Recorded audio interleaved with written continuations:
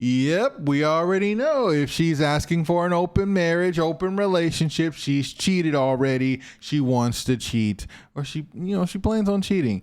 Subject: My wife asked for an open marriage, then admitted she was already cheating. Hey man, I just want to start off by saying thank you for what you're doing with your channel. I only discovered True Story a few weeks ago, and honestly, it's been a mix of pain and comfort hearing other men speak their truth. There's something about hearing someone else put into words what you've carried in silence that makes the burden feel a little lighter. I've been carrying mine for a long time, and I still don't think I'm over it, but I've reached a point where I feel like I need to share what happened to me. Not for pity, but for closure. If this story helps even one guy avoid what I went through, then it's worth it. So here's my story. My name is Miles. I live in Massachusetts. I was married for a little over 3 years, and it ended in a way I never saw coming. Or maybe I did see it coming and just chose to ignore the signs. I've spent too many nights replaying everything, looking for the moment when things went off track. And if I'm being real, I think I saw the cracks way before the marriage even began. How I met B. I met my ex-wife, let's call her B, at a friend's birthday party. You know that feeling when you meet someone and instantly think, this might be it? That was us. It was one of those rare, mutual sparks.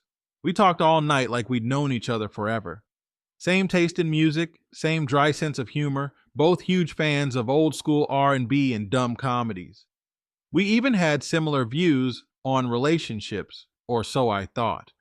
We started dating almost immediately. 2 months in, we made it official.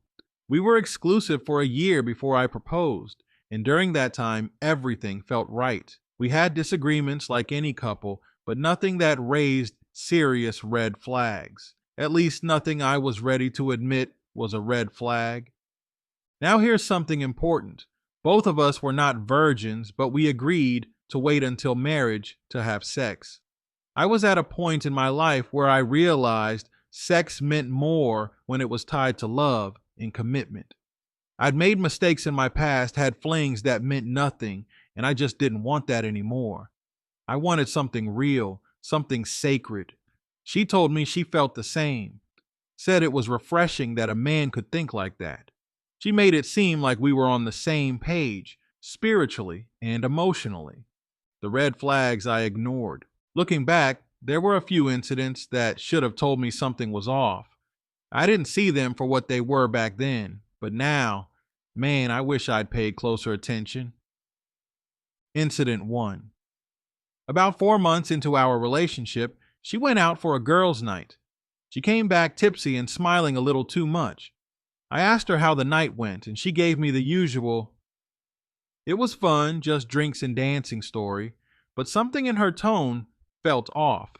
A week later, I overheard her on the phone with her friend talking about how some guy at the bar kept flirting with her and wouldn't leave her alone. When I asked about it, she said I was being paranoid. Incident 2. About 9 months in, she had a work retreat out of state, 3 days. I remember her texting Les saying her phone kept dying. When she came back, she was distant for about a week. I asked her if something happened, and she snapped saying, I didn't trust her. That flipped the script, and I ended up apologizing for even bringing it up. Incident 3. Right before we got engaged, I found a message on her phone from some guy. Nothing graphic, but it said, "You looked amazing today." She deleted it before I could see the rest. And when I asked who he was, she said he was a coworker who had a harmless crush. I let it slide. I should have trusted my gut. The proposal. Despite all of that, I still want her to be my wife. When I proposed, it was on the 1 year anniversary of us being exclusive. I took her to the spot of our first date, rented out a little corner of the restaurant, had candles, music, the whole thing. When I got down on one knee, she cried her eyes out, said she was the luckiest woman in the world, said I made her believe in real love again. That night, we finally slept together. It felt like a culmination of everything we'd built. I genuinely believed I was starting the next chapter of my life with someone who would honor and protect our bond the way I would. The marriage years 1 and 2. The first 2 years were great, all things considered. We faced some hardships, especially with trying to start a family. B had 2 miscarriages, one early on and one at around 12 weeks. Those losses took a toll on us emotionally. She cried a lot. I tried to be strong for both of us, even though I was hurting too.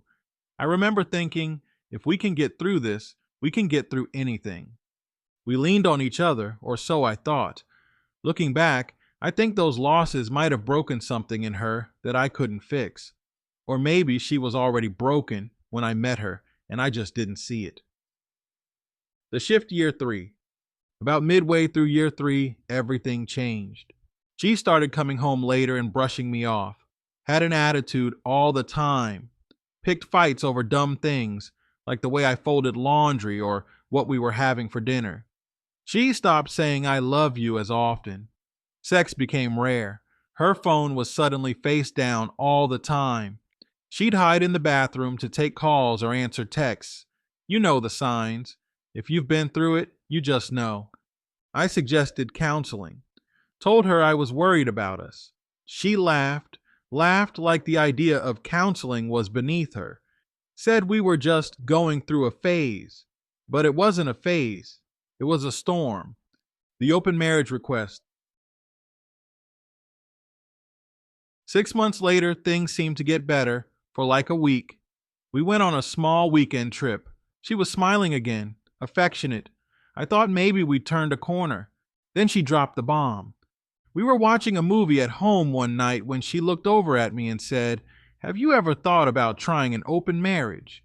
Just like that, casual, like she was asking if I wanted to try a new restaurant.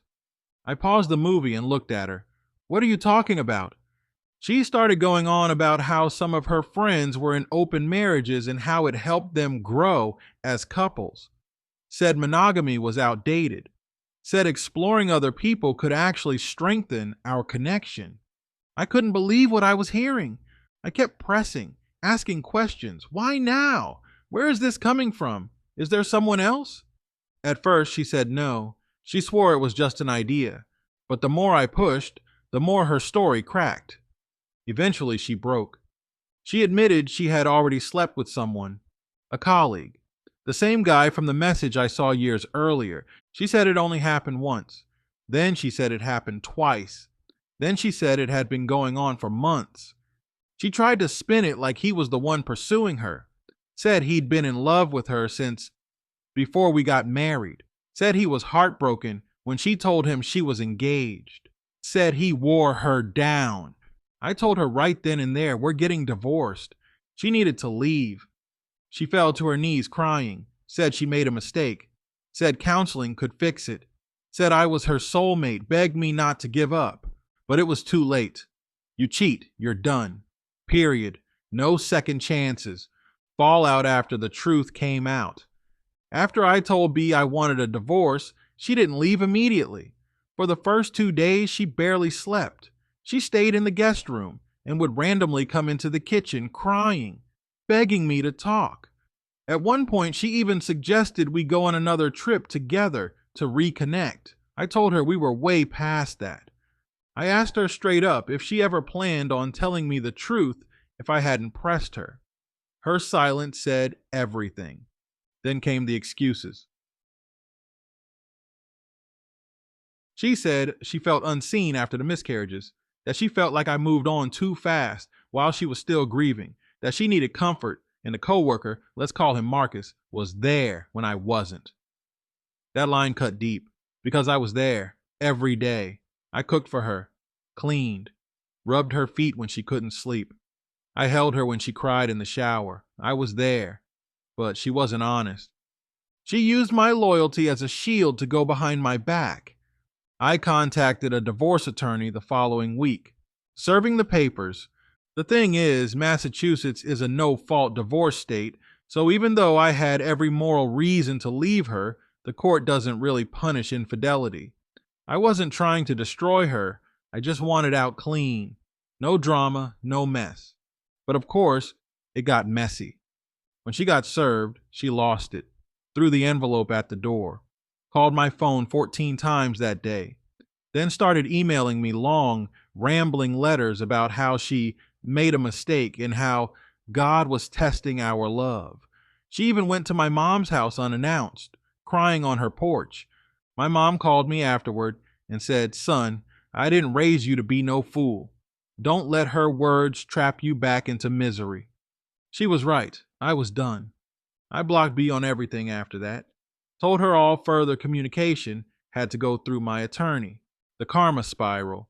After a couple of weeks of silence, the tone changed. Suddenly, she wasn't sorry anymore. She was angry.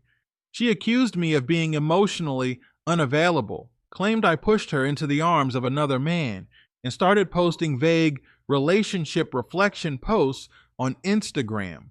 Marcus? Yeah, he wasn't around anymore. Apparently, once the fantasy collapsed and she told him she was getting divorced, he ghosted her. Shocking, right? She found out he was engaged to someone else the whole time. Even posted baby shower pictures with his real girlfriend. Now she was alone. No man, no marriage, no sympathy, just consequences. And suddenly, I was getting texts from her friends. Messages like, "She's really going through it," or "She still loves you. She's just broken." I ignored them all. I wasn't the villain. I just finally chose myself. Healing and moving on. The divorce took 5 months to finalize. We had no kids, so custody wasn't an issue. She tried to fight me for the apartment, but I had proof that 80% of it was paid through my income. And she ended up moving back in with her sister. For a while, I couldn't sleep in the same bed. It felt like a crime scene. I'd wake up at 3 a.m., mind racing, wondering how I didn't see it sooner. Wondering if anything we had was ever real. Therapy helped. So did hitting the gym again. I reconnected with old friends, started traveling a bit, solo trips just to clear my head. But what helped the most? Silence. No calls, no texts, no answers, just space. Sometimes the only way to heal is to remove the infection completely, and that includes the people who became toxic. Lessons I learned the hard way. Let me be real with you for a second. A woman who genuinely respects you will not risk losing you for attention from a coworker. She won't come home and lie to your face for months while looking you in the eye. She won't suggest opening a marriage just to retroactively justify cheating. Here's what I've learned and what I want every man reading this to know. The first red flag is all you need. You don't need 5. If she hides her phone, lies about friends, or gaslights you for being suspicious, trust your gut. You can't fix a broken person with your loyalty. Your consistency doesn't heal their trauma. They have to want to be healed. Open marriage is rarely about growth. When it's suggested out of nowhere, it's almost always a smokescreen for cheating or a gateway to it. Leave with dignity. You don't need revenge. Your absence is punishment enough. Closure is a myth. You won't get an apology that makes the pain go away. The only closure you need is your decision to walk away and rebuild. Where I'm at now. It's been over a year since the divorce. I'm not dating yet. I've had offers, sure, but I'm just not ready to go through all that again. I'm using this time to build myself back up. I started a side business doing IT consulting. Got a promotion at work. I'm saving up to buy a house next year, something I'd always wanted to do but kept postponing for us. Funny thing is, I still believe in love. I do. Just not the kind where I have to lose myself to have it. B. Last I heard, she's working at a local retail store part-time, trying to get her life together. A mutual friend said she started seeing a guy who ghosted her after 3 months. No surprise there. I don't wish her harm, but I don't wish her well either. I just don't care anymore. And that's how I know I finally healed. Subject: update to my story. Miles. She lost everything. Hey man, first off, just wanted to say thanks again for even reading my story. I still check your channel a few times a week, and I'm blown away by how many guys out there are going through the same hell. It's validating and heartbreaking all at once. Just knowing I'm not alone in this mess has been helping me slowly crawl out of the pit my ex-wife put me in. I wanted to ask, do you plan on putting my story up? If you do, feel free to include this update too. Honestly, I didn't expect to send anything else, but things have taken a turn. Some might call it karma. Others might call it justice. I'll let your viewers decide. But yeah, my ex B and her little office buddy both got exactly what they deserved. Let me back up. After I filed for divorce and had B served at her job, I blocked her on everything, just like my lawyer advised. That was one of the hardest things I've ever done. Not because I missed her, but because I hated how much power she still had over my emotions. Blocking her was step one of me taking that power back, but it didn't mean I was done hurting. I still woke up every morning thinking about her betrayal, about how she looked me in the eye and told me she wanted to open our marriage like that was some kind of mature, grown-up decision. I was trying to move forward. I started going back to the gym. I reconnected with some old college buddies. I even started going to therapy once a week, which, shocker, has actually been helping. But what kept nagging at me was how easily she got away with it. She cheated, lied, tried to gaslight me, begged for forgiveness, then turned around and acted like I was the bad guy for not giving her another chance. It burned. It burned deep. But what really set things in motion was something her cousin told me. Her cousin and I used to be cool, and even though she kept her distance after the divorce, she reached out one day and said, "Hey, just so you know, the B's been bragging that nothing happened to her after everything she did. She's telling people you're bitter and that she's thriving." That was all I needed to hear. I called my lawyer the next day and asked him straight up, "Can we do anything to bring this to light? Can we let her workplace know about the affair?" I expected him to shut it down, say it wasn't worth it, or would come off as petty. But to my surprise, he leaned in, said it might be more doable than I thought. Turns out, in Massachusetts, if an affair takes place in the workplace and it violates company policy, there are grounds to file a complaint, especially if it involves a supervisor or if there's any kind of conflict of interest. Her colleague, let's call him Mike, was technically a level above her, not her direct manager, but senior enough that HR would take it seriously. So we put together a package. My lawyer drafted up a very professional, detailed letter outlining the affair. He included screenshots of messages I had found on B's old iPad that she forgot to wipe. She had sent him pictures, called him baby, and even talked about their little hookups in the parking garage like it was their own disgusting rom-com. My lawyer sent the letter anonymously from a third party with all the receipts. HR couldn't ignore it. About 3 weeks later, I get a call from her cousin again. She sounds half shocked, half giddy. "You didn't hear this from me, but B got fired, and so did Mike. They're done." I didn't even smile. I didn't cheer or pop champagne. I just sat there in silence for a few minutes, letting it wash over me. Then I took a deep breath. Closure. That's what it felt like. Not revenge. Just, finally, something real. B didn't take it well, obviously. She somehow found a way to call me from a different number. I didn't recognize it, so I answered. Big mistake. She started off crying, saying, "Why would you do this to me? Why are you trying to ruin my life even more than you already have?" I didn't say anything. She said, "I lost everything, Miles. My job, my income, my reputation." "Do you hate me that much?" I finally responded. I said, "I don't hate you, B. I just finally decided to stop letting you walk away clean while I'm the one left bleeding." She got quiet for a second. Then she snapped, "I'm suing you. I'll see you in court." "You destroyed my life." I hung up, sent the number to my lawyer. He told me she doesn't have a leg to stand on.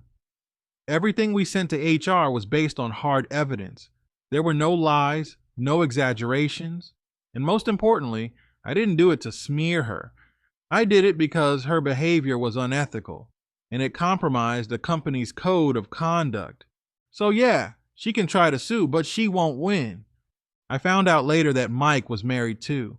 His wife filed for divorce almost immediately after he got fired. So now 2 homes are broken, 2 careers ended, all because B and Mike couldn't control themselves. I'm not celebrating their pain. I want to make that clear, but I also won't pretend I'm sorry. Actions have consequences. That's something B never seemed to understand. She thought she could rewrite the rules, ask for an open marriage, cheat behind my back, beg for forgiveness, then go back to living her life like nothing happened. But not this time. If anything, this whole experience has taught me how naive I used to be. I used to believe that love was enough, that if 2 people got married and promised to be loyal, that would be the end of it. But loyalty isn't automatic. It's a choice people have to keep making, even when things get hard, especially when things get hard. B stopped making that choice, and now she's paying the price. Me? I'm still healing. I still wake up some days wondering if I'll ever be able to trust someone again. But for the first time in a long time, I don't feel powerless. I don't feel like the victim. I stood up for myself. I made sure the truth came out. And now I'm focusing on building something real, something honest. I'm not rushing into another relationship. I've got my dog, my job, my boys, and my own damn peace. And you know what? That's enough for now. Thanks again for everything you're doing, man. Your channel is changing lives in more ways than you probably realize. If you share my update, I hope it helps some other guy out there. Remember that he's not crazy for feeling broken, that he's not weak for walking away, and that sometimes doing the right thing means doing the hard thing. Stay solid, Miles. We know this, you know. Salute to you, OP. You found out. You sat there and questioned her. You didn't let her get away with lying and gaslighting you and go, oh, I'm going to just snoop in her laptop or snoop in her phone and I'm going to find this out and become an investigator. You said, no, tell me the truth. What's going on? And she broke and she told you. And you moved accordingly. You found a divorce lawyer. Good for you, and good for you for blocking her and moving on with your life and making sure her and that colleague got dealt with. Salute to you. You did it all right, it seems. I wish you nothing but the best, man. Feel free to, you want to send in updates or follow whatever you want to do, you're free to do so. Guys, let me know what you think about this story in the comments. Let him know what you think about the story. And if you want to send in a story, send it to truestorynation@gmail.com. Here, I'll put it on the screen. That is truestorynation@gmail.com. I'm going to catch you guys at the next one.